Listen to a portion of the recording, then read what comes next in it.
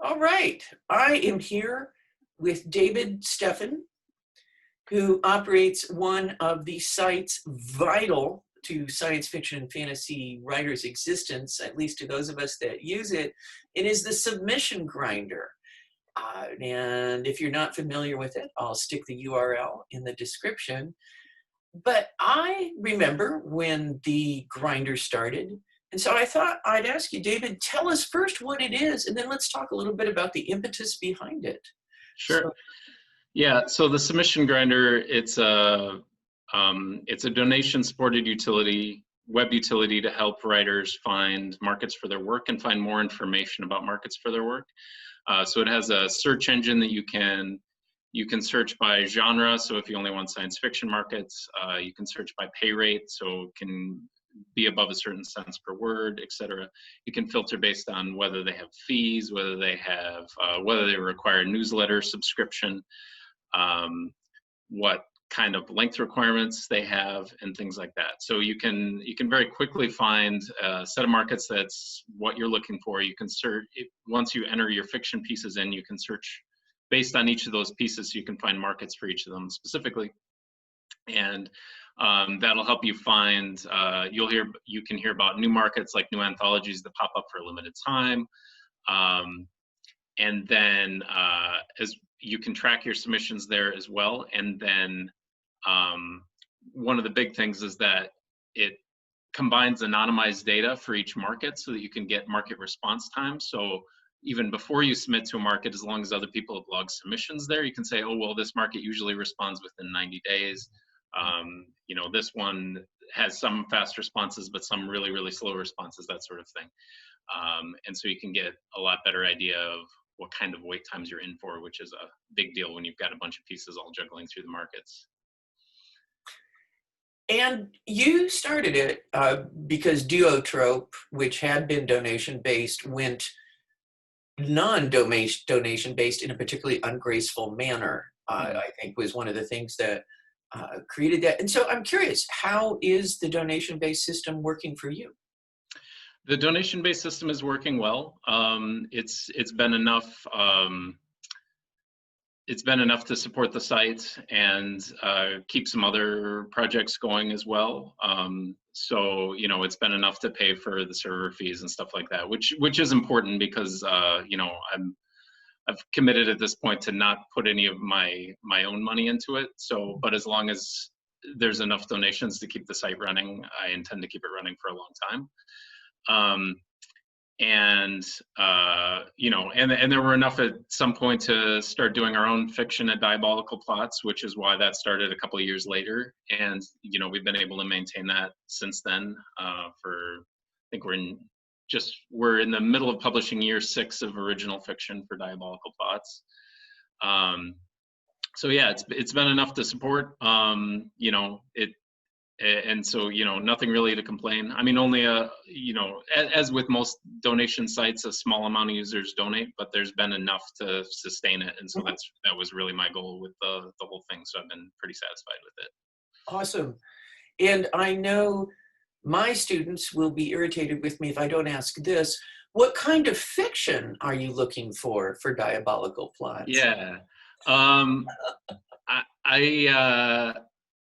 I like the peculiar, probably more so, I feel, than a lot of the other mainstream markets. I've quite a few stories that authors have sold to me. They've said, oh, I've given up on selling this because it is just too peculiar, too weird, a little bit too outside the norms. I like really interesting structures of the stories. And so,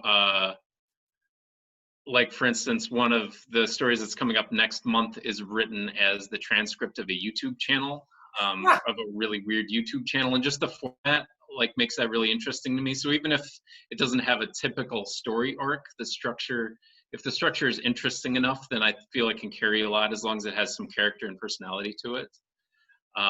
Another really weird one that was kind of maybe peculiar to this is there was one that was written as a dreamer's dictionary. And so it was written as a series of dictionary entries that were all in alphabetical order. They all had the parts of speech and stuff. And the first few seemed kind of like proper dictionary entries, but then like as you go further on, it gets weirder and weirder with a kind of dream logic, which fits in with the whole thing. And so like the examples, you know, instead of being a single sentence example of how to use the word, it would be like a paragraph that is just like off the wall, and like it kind of ties into a narrative, but like at the end of the day, you're like, I'm not quite sure what happened, but I kind of have an idea of the shape of it. And like things like that I find really interesting. Oh, that's really cool. And probably the ones that I like the most are the ones that mix different reactions in a way that you don't normally see those reactions. So like Rachel K. Jones, she wrote a story specifically for me, which I ended up picking out of the slush, which was Hakim versus the Sweater Curse. Okay, yeah. And it is a very rare combination of it's very sweet and lovey-dovey.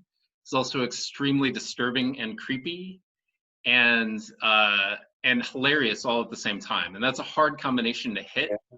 And so like just like that mixture, it's like afterwards of like, that is a, you know, it's like mixing flavors on a palate. It's like, well, I like sweet and I like salty, but you put them together and it's really something different, you know. You've created a what is it, spicy and sour soup of mixed flavors. That's really cool. Are there any ambitions for the grinder that are yet to be manifested? Do you have more things you want to do with it? Yeah, there's ongoing feature development as I have time. At this point, it's just me behind the scenes, so I'm doing the data maintenance. I'm doing you know, the weekly newsletters. I'm doing the development. So the development really only happens when I have time. Yeah. And so like right now I'm busy with anthology production for the Long List anthology for every year. So, you know, that usually means that development goes on hold for a few months. Right. But there's plenty of things that left that I would like to develop. Nonfiction listings are one that people have been asking for. So I'd like to get those done at some point. Also things like more accounting things to help people keep track of their money. Right now you can enter money in the system only as a submission. Mm-hmm. And there, you know, but there's a lot of writing income that comes through as not submissions, such as royalty payments or conference payments, if that's a thing for some people or whatever. And so it'd be nice to just have like some kind of miscellaneous, you know, I made some money, I want to add it into the system kind of thing. Also along those lines, like different currencies. Right now it assumes it's all in US dollars. It'd be nice to have, like, if people have bank accounts in multiple different currencies, to be able to try to handle that in some kind of meaningful way and things like that. So there's a whole ton of things that could be developed yet. So you have created this thing which aids writers immensely. Mhm. And you do the Hugo Long List anthology, where you put out all the stories that didn't quite make it onto the ballot for one Mhm. reason or another. This is a lot of service to the community, David. Why are you doing so much? Yeah, it's that's a good question. I ask myself that sometimes when I'm you know, feeling a little more tired. Both of those projects kind of had something major in common in that I was kind of sitting around discouraged in both cases about something that had happened in the genre community, and you know, kind of joining the online discourse, which was primarily at the time like, oh, this is so frustrating, I wish somebody would do something. Mhm. And you know, at some point I just decided like there's no reason I couldn't be that someone to do something. And you know, so in both cases tried to think of something that I could do that was constructive, that wasn't trying to tear something down, that was trying to build something new. And so in both cases it's worked out really well. And so yeah, anyway, so as far as like, you know, winning strategies for things that I've been able to do well at, that's kind of where it's happened, where I see other people saying, you know, somebody really ought to do something. And then, you know, I think, oh, I could actually do something there, and then just give it a try and see if it works. And, you know, Which really has is, worked out well. that's one of the reasons I wanted to do this interview, is I think that you Mhm. do a great deal and perhaps do not get quite as acknowledged for it as you could Thank be, you. but that's one of the ways our community runs is on a lot of volunteer labor motivated Hmm. love and passion, and somebody needs to do this. It's Hmm. very cool. Yeah. Is there anything that you want people to know about the grinder? Anything? Is there anything? And nobody's ever asked about the grinder. You're like, this is the coolest thing, but nobody ever Yeah. asked about it. Um, yeah, the probably the one thing that I'm surprised I don't get more questions about